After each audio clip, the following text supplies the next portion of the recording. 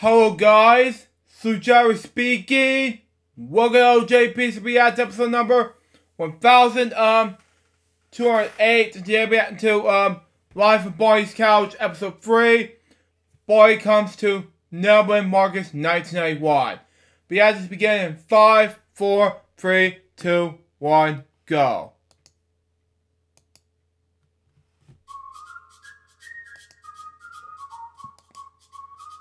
Welcome back to Live from Barney's Couch. I'm Andrew Olson, aka Barney Builder, and today I have a really exciting Barney topic to talk about. Today I want to share a little background on the 1991 Barney boutiques that were placed inside the Neiman Marcus department stores. Okay. Really no formal history has been published about these boutiques. There's a couple pictures floating around there out on the internet, but the majority of the products that were sold there, the story of how Barney came to Neiman Marcus and, you know, how the boutiques did, hasn't really been told before. And so I'm really excited to be able to have the opportunity to tell this story to all of you because it's a really interesting story. Now, I do feel that the Neiman Marcus deal of 1991 was a real validator for Cheryl in letting her know that what she was doing with Barney over the past 4 years was working. And that she was going from, you know, no one wanting to license Barney and manufacture Barney plushes or any other Barney products to basically one of the largest department store retailers in the country approaching her and wanting to carry Barney products in their stores. Not only just carry Barney products in their stores, but dedicate an entire section of the stores to Barney boutiques. Now, how did Barney go from no one wanting to license products to being in a big department store? Well, this goes back to 1988, and the origins of the Neiman Marcus deal really start with the release of Backyard Show and Three Wishes in late 1988. Both tapes, Backyard Show and Three Wishes, were a smashing success when they were released. And actually, you know, within even 5 months, by the end of the year, in 1988, Backyard Show alone had already sold over 15,000 copies. Which amounts to around $335,000 worth of sales. And the tapes were available in over 3,000 stores nationwide by the end of 1988. So as you can see, really momentum for Barney was in its very early stages. But it showed Cheryl and the rest of the creators that, you know, there was a demand for what they were doing. Now, one of these tapes ended up in the hands of an 18-month-old little girl named Dana Fewis. Now, Dana's reaction to Barney was very typical of toddlers. You know, she was pretty obsessed from a very young age. And actually, at 1.5 years old, she learned how to use a VCR, put Barney tapes in by herself, rewind them, and watch them over and over and over again. After her mother, Leslie, saw Dana's reaction to Barney, she decided to call the number on the back of the VHS tape. And lo and behold, she ended up talking with Cheryl Leach. And Leslie told her how much Dana loved these tapes and, you know, just to compliment her on what she was doing. Then in turn, Cheryl Leach asked Leslie if she wanted to get involved in the Lions group and help make cold calls to sell these Barney tapes to other young mothers. And Leslie accepted, and she became what was known as a mom blitzer, or Cheryl Leach's sales force of mothers. So she made these sales calls and trying to sell Barney tapes to other mothers. She wasn't too successful, she said. But, you know, it was really an entry point for her to get more and more involved in the Lions group and with Barney. Now, as Leslie got more involved with the Lions group, she decided that they needed more Barney merchandise. You know, they had the Dakin dolls. They had the VHS tapes, but that was about it. So Leslie helped license Barney to a company called Make an Impression Incorporated. Now, Make an Impression produced stamps. And they made both roller stamps and traditional rubber stamps for Barney. And in turn, the Lions group would sell these stamps in the Barney catalog. You know, throughout the years, Leslie got more and more involved with the Lions group. And actually, at one point, Cheryl gave her the original Barney costume that was used in the 1988 production of Barney and the Backyard Gang to store in her garage and bring around to fairs and other promotional events that would promote the character. she would have one of her friend's sons put on the costume and act in it at these events. And there's actually a funny story that Leslie told me that you know, her husband Barney actually got in the costume once and tried to surprise Dana just around their house. And after, you know, Dana saw Barney and such, he tried to take the costume off and ended up getting stuck inside of it. Inside of that costume basically had a big aluminum frame inside of it to keep its shape. Wow. And he got tangled in the aluminum. They almost had to call the fire department to get him out. That was a kind of funny story. Wow. Her daughter Dana would continue to be one of Barney's biggest fans. And actually in 1991, she appeared in Barney in concert in the Alphabet Song. Now Cheryl asked Leslie to organize the Alphabet Song for the show. As you know, they sing the alphabet in both English, Hebrew, and French. And Leslie went down to Dana's Jewish school and recruited her Hebrew class to come and sing it live on stage. And a friend of hers helped recruit the French singing kids to sing it in French on stage. Now that you have a little background on the Fewises and their involvement with Barney and the Lions Group, it's time to talk a little bit about how they brought about the Neiman Marcus deal of 1991. This was a huge deal for Lions Group to get into Neiman Marcus. And it really validated to Cheryl to let her know that what she was doing was working and resonating with children. And Neiman Marcus was, and still is, a massive high-end department store. As it turned out, Leslie's husband, Barney, was the president of the Neiman Marcus catalog division. And Leslie had the genius idea to bring Barney to Neiman Marcus. Barney loved the idea, Cheryl was on board, and so it kind of just fell into place. You know, Neiman Marcus helped set the Lions Group up with some buyers that would be able to supply them with Barney products, and they started developing the idea. One real draw to the Neiman Marcus boutiques is that they would offer exclusive Barney merchandise that you couldn't get anywhere else. Rock with Barney, that was released in 1991, was to be solely distributed at Neiman Marcus at the time. Now at the time, Neiman Marcus had, I think, 23 stores, but the Barney boutiques were not in all of them, just a couple. Now they had some amazing merchandise inside these boutiques, including, you know, 2 different sizes of these exclusive gun dolls that were only sold at Neiman Marcus. You know, they had handmade sleeping bags, they had clothing, hair ties, tumblers, watches, you know, you name it, they probably had it at these boutiques. They even had, you know, custom display shelves and display cutouts created for these boutiques. And Barney actually appeared at a couple of them in person to promote himself. These boutiques were a relatively big success. You know, remember at the time, Barney was still relatively unknown. He was in toy stores and video stores nationwide, but still, you know, he didn't have a TV show, he wasn't on TV, and he wasn't a household name per se.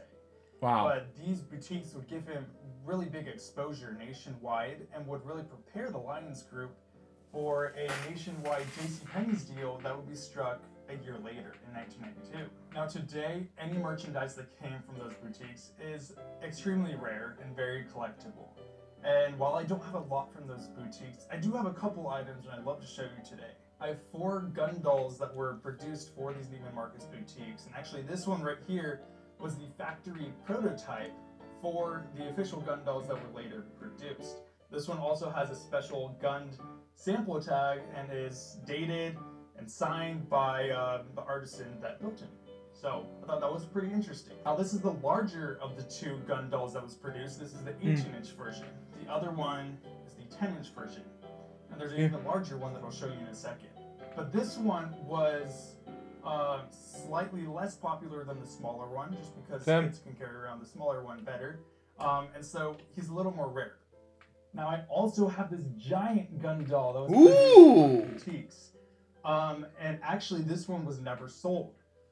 He's a factory prototype just like my tiny guy here, and was produced as a store display but was never actually used as a store display, funny enough.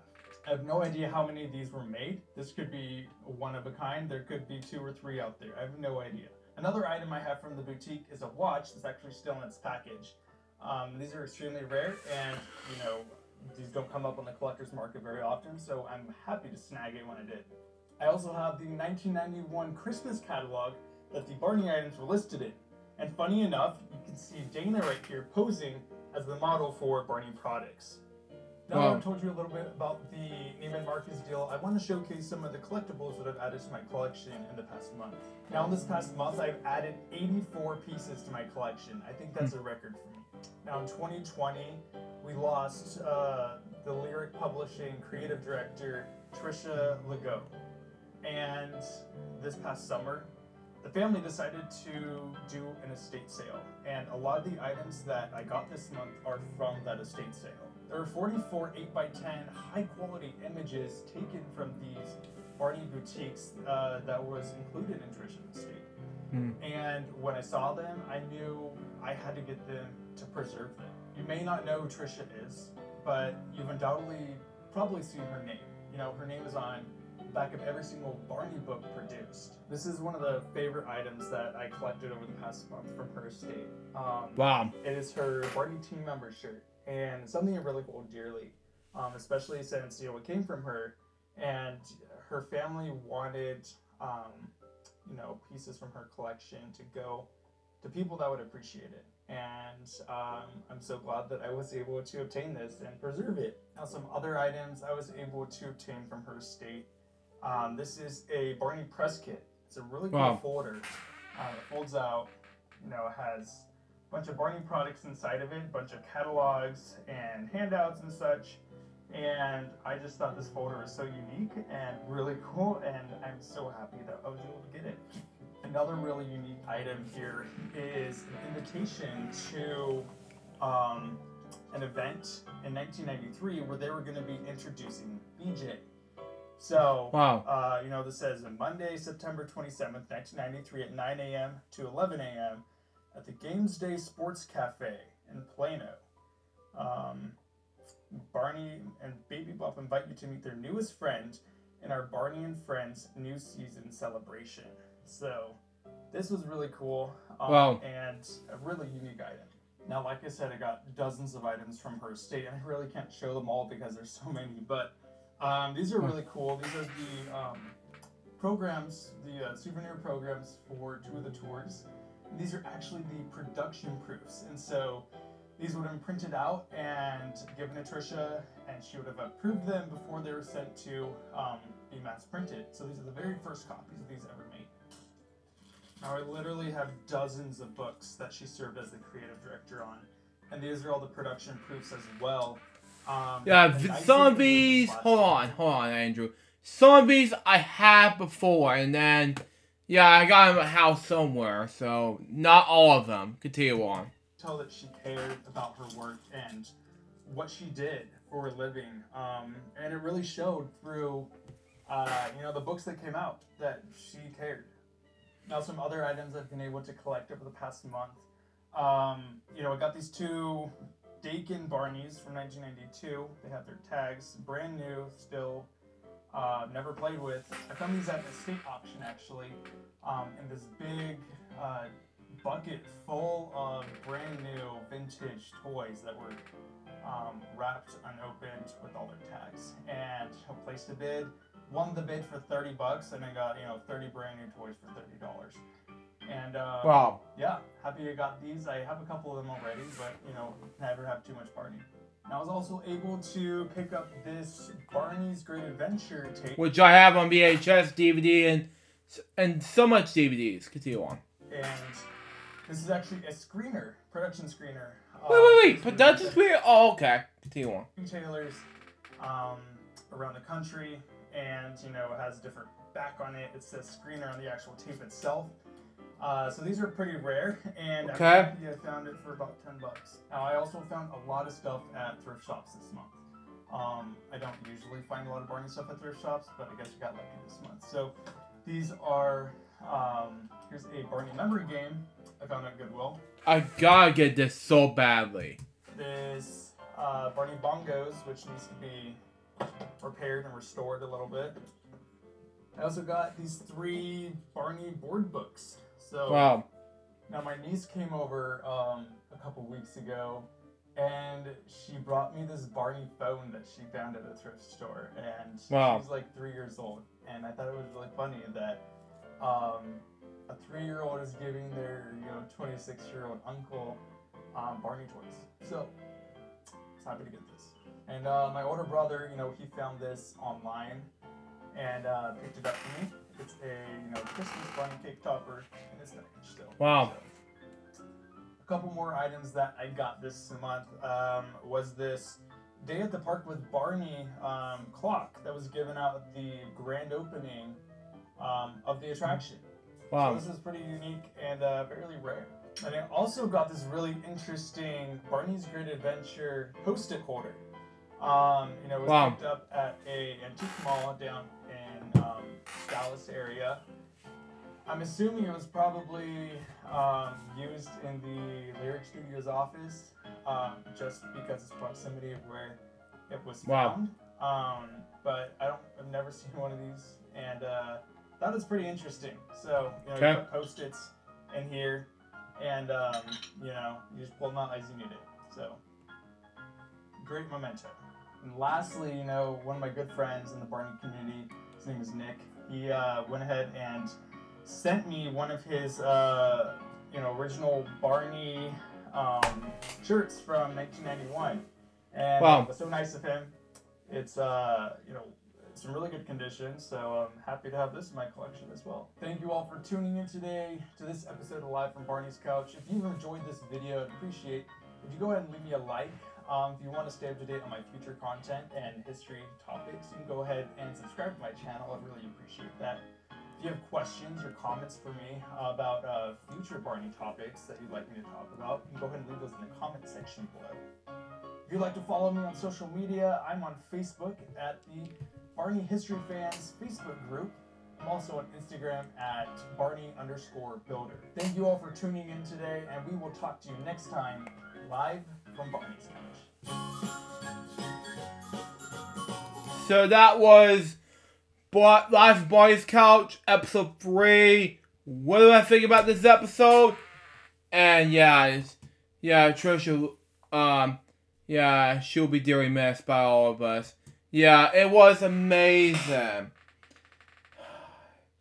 Well, it's sad to see her go, but overall it was, amazed me when, she said that, and Andrew said, dedicated to this memory to Trisha. So there you go. That was LJPCBM episode number 1208. Hope you enjoy it. Stay tuned. The next one's gonna be brand new episode of Money Vault, episode 13, season 1 from David Fowles Network. Coming up next, there will be a brand new episode of Bedtime Stories. Till next time, Sue Jones and Papa So Baby. Good movie from Sue. Till it out. See ya.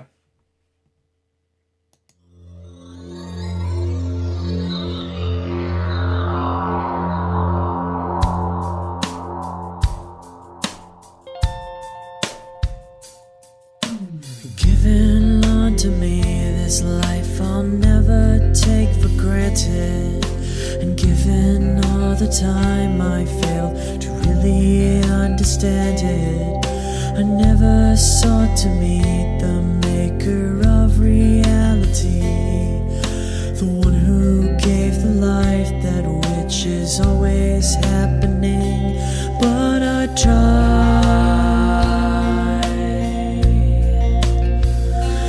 all the time.